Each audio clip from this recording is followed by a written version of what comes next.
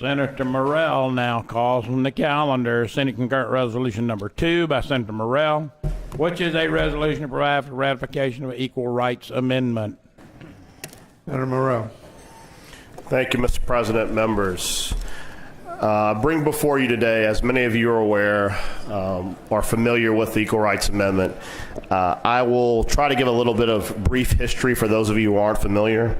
On March 22nd, 1972, the Equal Rights Amendment was passed by the U.S. Senate and sent to the states for ratification. It was actually first proposed by the National Women's Political Party in 1923. The Equal Rights Amendment was to provide for legal equity of the sexes and prohibit discrimination on the basis of sex. Hawaii was the first state to ratify it, followed by 30 other states within a year.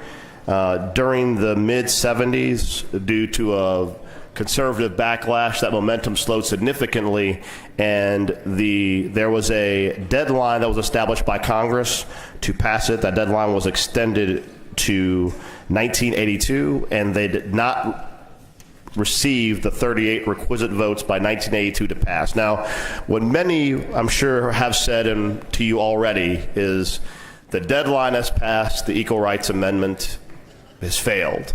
I would simply put before you 2 points. As many of you are aware, an older gentleman from Texas, in the course over 2 decades ago, discovered that there was an unratified amendment from the Founding Fathers regarding congressional pay. And through an effort over several years, working through several states, he ratified an amendment that was 200 years old. Coincidentally, though the movement on the Equal Rights Amendment had considerably slowed, 2 states, Nevada and Illinois, ratified the Equal Rights Amendment within the last 3 years. So there is definitively an argument that the United States Constitution does not grant the Congress the authority to artificially put deadlines on amendments, and that it is appropriate for us as a state to consider whether or not we want to ratify the Equal Rights Amendment. So that's part of the debate. I want to put that forth as that's why we're here right now. Ladies and gentlemen, oftentimes I hear from people consistently that why do we need the Equal Rights Amendment? Why is it necessary? The 14th Amendment, the 19th Amendment, these amendments protect all the things and give women the equality that they need. I think it's important to put this in a historical perspective. I'm going to go very quickly, and if you need a refresher, I'll give it to you later. You have to look at the history of how women have been treated in this country. The year after this country was established by the Declaration of Independence in 1776, this country declared its independence from the British Empire. In 1777, all 13 colonies passed laws removing women's right to vote. Think about that for a second. We declared ourselves independent with a beautifully written declaration by Thomas Jefferson declaring all men are equal. And within a year of that, while we were at war with Britain, every state passed statutes barring women from voting. The 14th Amendment, as you know, was passed in 1868. The 15th Amendment, which granted the right to vote to the newly freed slaves, was passed in 1870. The assumption by people at the time was that that gave women the right to vote. Little did anyone know at the time, because we did not specifically include language, pronoun language, granting women the right to vote.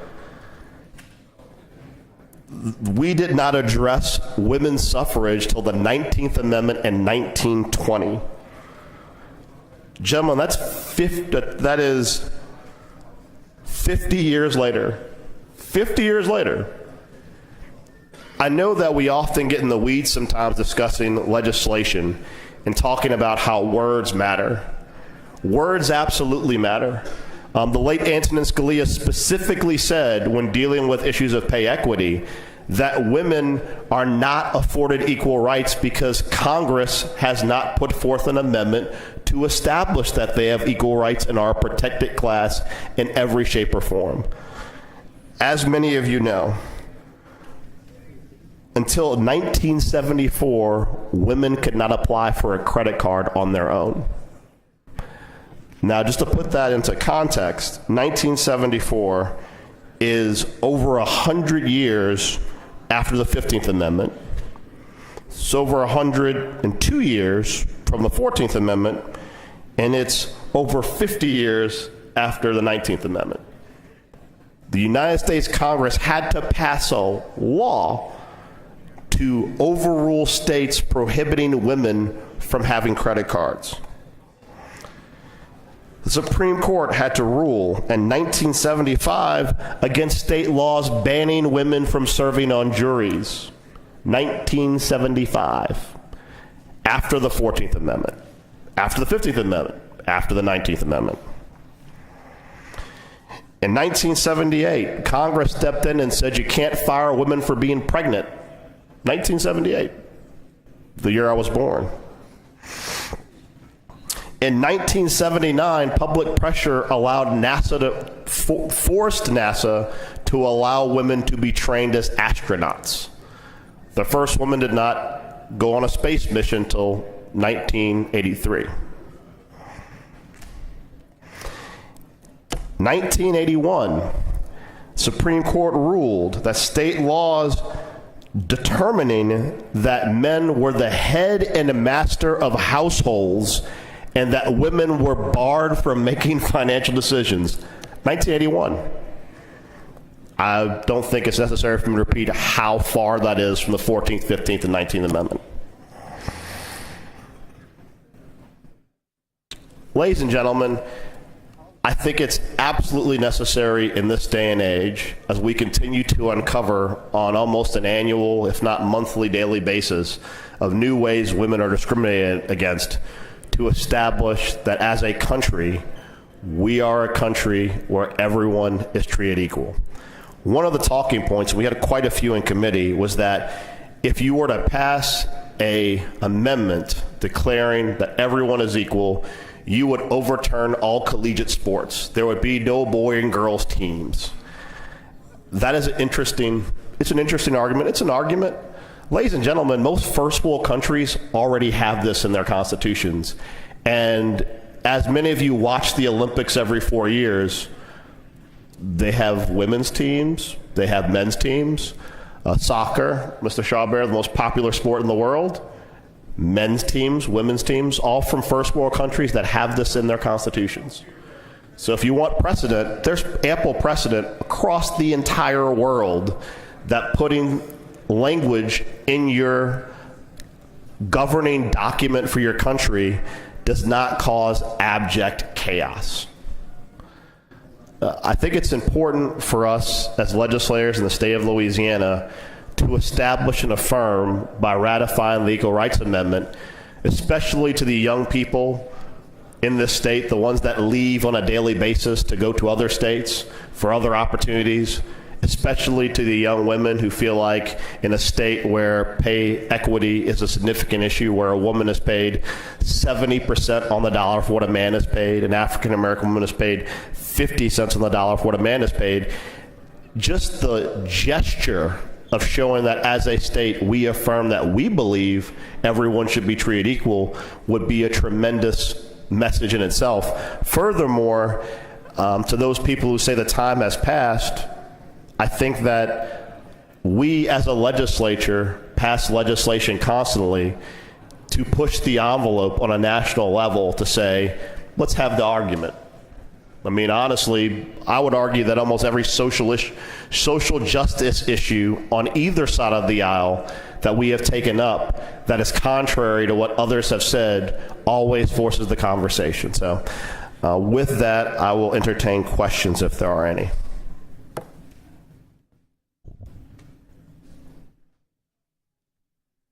All right. Any questions? Senator Mizell, you wish the floor.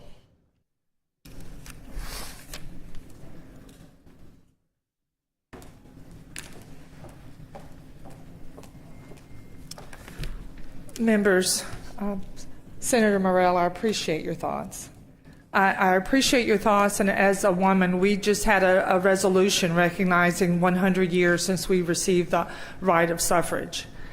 But I rise today as a woman, as a mother, as a grandmother that wants a clear understanding of why I'm voting no. And it's going to be a difficult thing to explain to women. I want my granddaughter to know why I voted no. And I want to be really clear. I'm going to focus on one aspect of the discussion. We have a situation right now where, and I've passed the quote out, there is a connection to abortion in the ERA. And if you look at the quote, it says, with its ratification, the ERA would reinforce the constitutional right to abortion by clarifying that the sexes have equal rights, which would require judges to strike down anti-abortion laws. Right now, actually, it was in 1988, the New Mexico Supreme Court ruled that the ERA made it unconstitutional for the state Medicaid program to refuse to fund abortions if procedures sought by men, such as prostate surgery, were funded. Thus, the ERA forced the citizens of New Mexico to fund abortions through their tax dollars. In 1986, Connecticut followed suit and did something very similar. So this is just one aspect. There's lots of points we could discuss, but I'm standing here as a woman in Louisiana that 100 years could not have voted, and I'm a state senator. I believe that I have the right to accomplish what I set out for.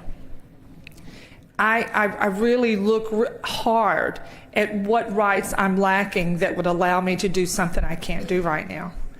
And I find the trade-off of what this ERA amendment would allow to come into Louisiana does not match the bargain. So I'm asking you to join me today in voting no. And I would encourage, if there were an abortion neutrality clause on any further version of the ERA, I could support that. But I appreciate your thinking today, what this is going to allow to come into our state. Thank you.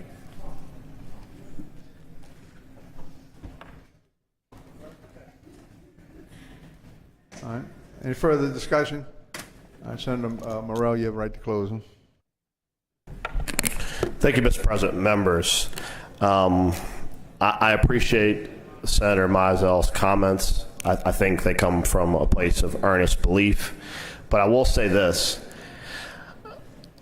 When you talk about the history of the ERA, the Equal Rights Amendment, the original supporters of the Equal Rights Amendment were the Republican Party led by then President Richard Nixon and then President Gerald Ford. This was a bipartisan issue that predates the entire abortion debate. To be frank and to be honest, let's be very clear, because when you talk about abortion and you talk about the abortion debate, obviously the entire debate over abortion rests upon one simple issue. That's Roe v. Wade. And wherever you lie on the spectrum of Roe v. Wade, I would encourage you to remember one thing. Roe v. Wade was decided by the Supreme Court based upon a 14th Amendment expectation of privacy. Has nothing to do with the 15th Amendment or 19th Amendment. 14th Amendment, expectation of privacy. Now, mind you, also has nothing to do with this amendment. When you talk about equity and you talk about abortion, I want you to remember two things. One, there is plenty of data to suggest that the vast majority of women in the state probably support a pro-life position. And that being said, to argue that we as a legislature, we as mostly men, should determine whether they're allowed to have equity because abortion has been raised as a specter, I think is kind of disingenuous in that this is a complex issue. I'll give you an example. We have passed bills expressing this legislature's desire and earnest belief that the Second Amendment is a fundamental right to our citizens. We have a more expansive right to bear arms in this state than any other state in the United States. It is so expansive that an argument could be made in state court that it completely invalidates felon with a firearm. could be made. And to the point, I appreciate the quote from Morrell, which is an pro-abortion, pro-reproductive rights organization, on what they think the ERA means. But on that same token, when Senator Reiser had his amendment dealing with the Second Amendment, the criminal defense attorneys put out a note saying, if you vote for this bill, you're giving felons back their firearms. Were they correct in their logical argument? Probably. But the Second Amendment is complicated. It's a complicated issue.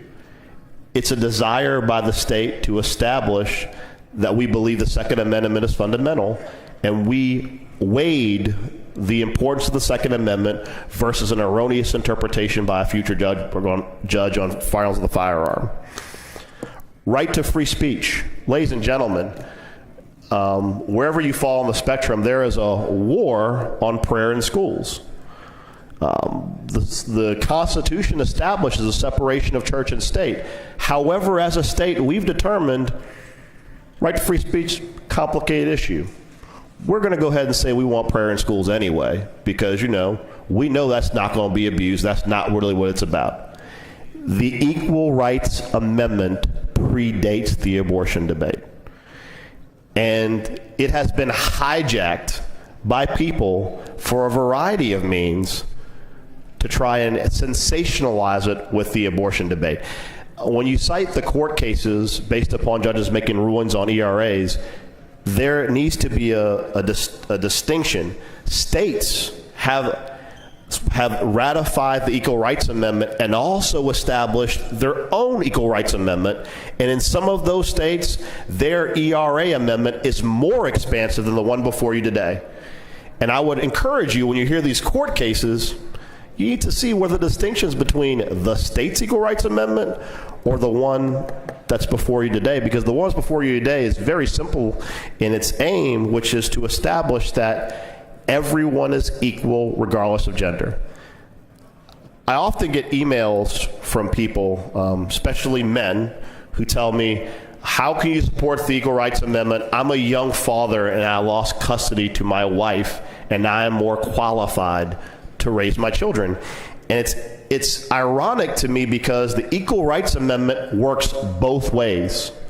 We have archaic laws on the books that have preferences on gender for both men and women.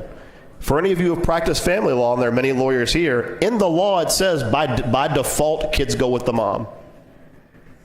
And I've heard the stories from parents where a father is more qualified, but he has to beat the presumption to prove he's the more qualified parent. The Equal Rights Amendment cuts both ways, ladies and gentlemen. It's about equality. It's about making sure everyone's treated equal. I want to end with one comment that happened in committee, and I want to reiterate it because I think it was appropriate at the time.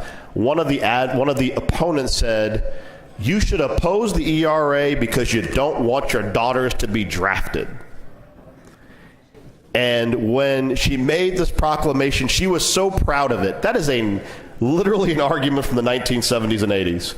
As many of you know, in 2013, our military made the determination to allow women to be in combat, and it was 300 years overdue.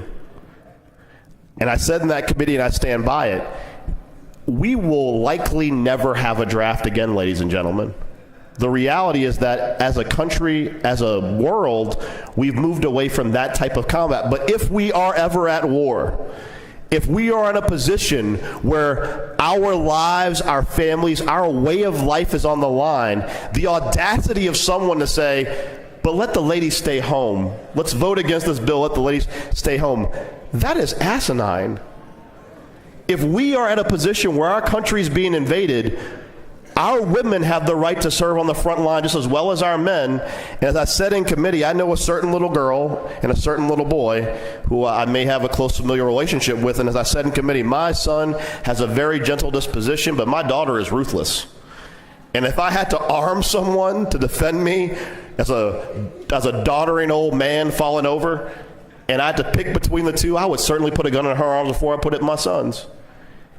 But that's the arguments, along with this abortion argument, to say, no, let the little girl stay home. Let them not study STEM fields. Let them not have opportunities, because you know what? They're built differently. The biology's different. Ladies and gentlemen, today is a vote about equality, plain and simple. I know there's a complex discussion around it. There will always be a complex discussion around it, and there will always be a new excuse to not get women equality. Please vote with me today in giving women equality. Thank you. Senator Morrell has moved to adopt the resolution when the machines are open. Those in favor will vote yes. Those opposed, no. Secretary, vote your machines, please. Vote your machines. Are you through voting?